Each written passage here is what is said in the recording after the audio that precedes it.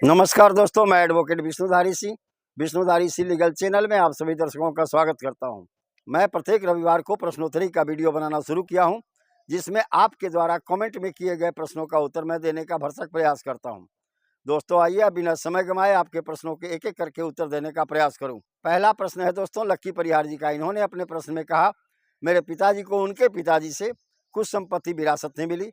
बाद में चल के मेरे पिताजी ने उस संपत्ति का बंटवारा अपने भाइयों के बीच में कर लिया, यानी उस संपत्ति का बंटवारा मेरे चाचा जी और मेरे पिताजी के बीच में हो गया। दादाजी की मृत्यु हो गई थी और मेरे बुआ जी की मृत्यु 2007 में हो गई। बाद में चल करके 2021 में मेरे बुआ के लड़के ने उस संपत्ति में अपने हिस्से की मांग की। क्या उस संपत्ति में मेरे बुआ के लड़के का हिस्सा बनता है? लक्की परिहार जी, आपने अपने वीडियो में यह नहीं बताया कि आपके पिताजी और चाचा जी के बीच में बंटवारा कब हुआ। मैं ही बता देता हूं, आपके परिवार में बंटवारा 2005 के पहले हो गया है, आपके पिताजी और चाचा जी के बीच में। तब तो आपके बुआ जी या उनके बाल बच्चों का कोई शेयर नहीं बनेगा। लेकिन अगर पिताजी और चाचा जी के बीच में बंटवारा नहीं हुआ है, संपत्ति अभी तक शामिलात है, ऐसी परिस्थिति में पिताजी और चाचा जी के हिस्से के साथ साथ आपके बुआ जी का भी हिस्सा निकलेगा और बुआ जी के स्वर्गवास के बाद उनके बच्चे का भी हिस्सा निकलेगा। चूंकि हिंदू सक्सेशन एक्ट 1956 में 2005 में एक अमेंडमेंट किया गया। इस अमेंडमेंट के द्वारा लड़कियों को भी अपने पिता की पैतृक संपत्ति में को पार्टनर बना दिया गया। को पार्टनर होने के बाद भी उनका शेयर बनता है, लेकिन यह 2005 के बाद, उसके पहले नहीं। अगर पहले बंटवारा हो गया है, उस संपत्ति में लड़कियों का या उनके वारिसान का कोई शेयर नहीं है।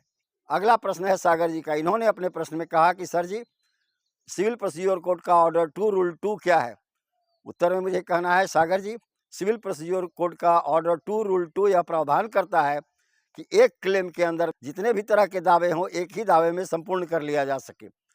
एक एक दावा का अलग अलग कोई मुकदमा नहीं किया जा सकता। जैसे उदाहरण स्वरूप आप समझें, आपके ज़मीन को किसी ने कब्जा कर लिया है और उस ज़मीन पर वो अपना टाइटल भी घोषित करता है, तब आप क्या करेंगे? कारण तो एक ही है, आपके ज़मीन कब्जा हो जाना। आप न्यायालय में जाएंगे और सिर्फ उस ज़मीन पर अपना टाइटल डिक्लेयर की मांग करेंगे? तो नहीं, ऐसी परिस्थिति में आपका मुकदमा खारिज कर दिया जाएगा। आपको उसके साथ साथ पोजेसन रिकवरी का भी, यानी वो कब्जा कर लिया है तो कब्जा रिकवरी का भी मांग करना होगा। कहने का मतलब है, एक ही वाद कारण के लिए अनेक प्रकार के मुकदमे नहीं किए जा सकते। जितने भी तरह के दावे हों, एक ही केस के अंदर में उसका निपटारा कर दिया जाए। इसका प्रावधान सीपीसी में इसलिए बनाया गया है ताकि भविष्य में मुकदमेबाजी की संख्या बढ़ न सके। अगला प्रश्न है अरुणा जी का। इन्होंने अपने प्रश्न में कहा कि पैतृक संपत्ति का बंटवारा उनके लड़कों के बीच में हो गया है। अब वो प्रत्येक लड़के का अपना अपने हिस्से का सेपरेट संपत्ति कहलाएगी।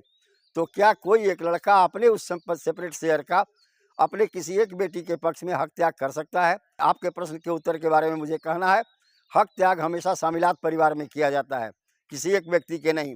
जैसे ही आपके परिवार में बंटवारा हो गया है, वो संपत्ति आपकी सेपरेट संपत्ति कही जाएगी, लेकिन उस संपत्ति को आप दान कर सकते हैं या वसीयत कर सकते हैं। हक त्याग विलेख निष्पादित नहीं कर सकते हैं, यानी रिलिक्विशमेंट डीड आप निष्पादित नहीं कर सकते हैं। अगला प्रश्न है सुमन जी का। इन्होंने अपने प्रश्न में कहा कि क्या झारखंड राज्य में भी एडवर्स पोजीशन का कानून लागू होता है? उत्तर में मुझे कहना है, सुमन जी, नहीं।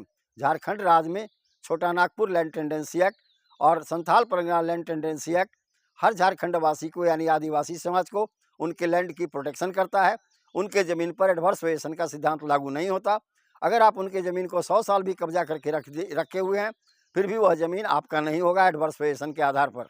अगला प्रश्न है जौहराम जी का। इन्होंने अपने प्रश्न में कहा कि मैंने अपने चचेरे भाई से 1987 में एक संपत्ति, एक ज़मीन खरीदी।